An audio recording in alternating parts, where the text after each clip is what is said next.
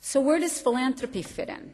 Philanthropy generally focuses on one of two important purposes: conservation of something of value, as in works of art or parks or rainforests, or constructive change in some human condition, behavior, or system. The philanthropy of conservation will always be valuable, but it can be counterproductive if, in the case of the forest, for example, nothing is done to stabilize the world's population or to give everyone living near that forest a sustainable livelihood that does not destroy the environment.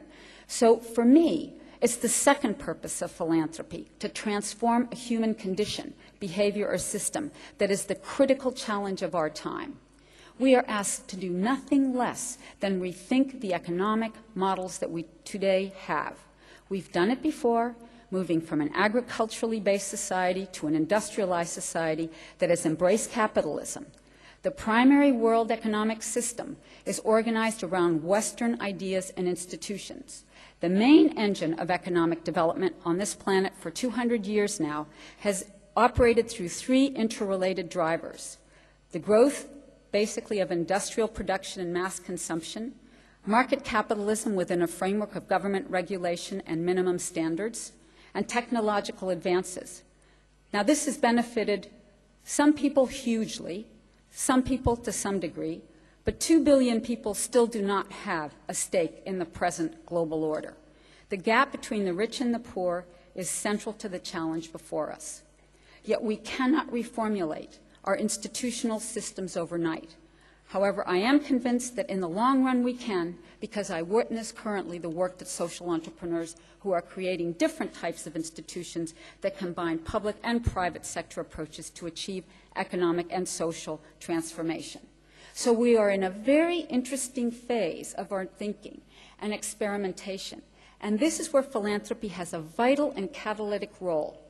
The key ingredient to responsible philanthropy are imagination, disciplined innovation, and the ability to spot talent and persistence.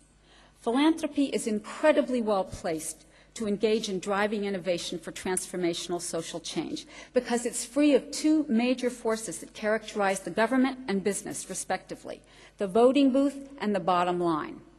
But sadly, for too many foundations and philanthropists, this liberty only seems to produce sluggish contentment. When I think about U.S. philanthropic institutions, for example, I think about ossified efforts trapped in short-term, small-town thinking, not realizing that the world is now in their backyard, or if they do realize it, they lack the courage and ingenuity to support path-breaking innovations that change systems. How has philanthropy responded to social entrepreneurship? Well, philanthropy often responds to fads. A new idea surfaces. Its advocates insist that it's a far better effect, more effective approach than previous ones. The idea sticks around for a little while, and then the excitement fizzles until the next new idea comes along. And so the idea of this heroic social entrepreneur who rejects the traditional approach and comes up with new solutions to persisting problems is one that raises skepticism among many philanthropic leaders that tend to view the concept as a result of the dot-com boom that so glorified entrepreneurs. So they ignore the work of social entrepreneurs and continue to fund demonstration projects that they hope will catalyze social transformation in a ridiculous time period of 18 months to 2 years. But it is precisely in helping those successful social entrepreneurs achieve scale that our solutions lie. We cannot expect the systems and the problems we now experience. We can't expect those institutions that created some of those problems to now come up with the solutions to those problems. We need new alliances and new thinking. Governments and aid agencies can no longer be the sole actors in addressing injustice and inequality. The private sector can no longer see itself as simply in the business of making business, and the philanthropic sector cannot be expected to come in and fill in the gaps. We need different kinds of organizations, combinations of those that really are built on innovation to bridge all of these sectors. Now, the growth of social entrepreneurs starts out very slowly. Many times I'm asked, how do I get to be a social entrepreneur? Well, it's going to take a long time. Unlike many foundations who want to see short-term results instantly, social entrepreneurs have learned that it takes time to change the world. There are no overnight successes among social entrepreneurs as with dot-com entrepreneurs. It often takes a social entrepreneur 5 to 10 years before their idea begins to take shape into a viable and scalable solution. And even then, the approach must be constantly modified to respond to unforeseen obstacles or to dynamics along the way that really changed the direction it was going in, only to still hit more barriers. Every setback means modifying the idea of the implementation, yet the social entrepreneur adapts and persists. As one of our social entrepreneurs, Ella Bhatt, the founder of the groundbreaking self-employed women's organization in India, said so eloquently, and I love this quote, "The biggest thing we've learned over 30 years of existence is that there are no definite victories or defeats. The most important thing is to keep going." Social entrepreneurs face challenges every step of the way because they challenge the accepted way of doing things. Social entrepreneurs defy traditional practice. Most perceive them as modern-day Don Quixotes, or at best, or at worst, totally crazy.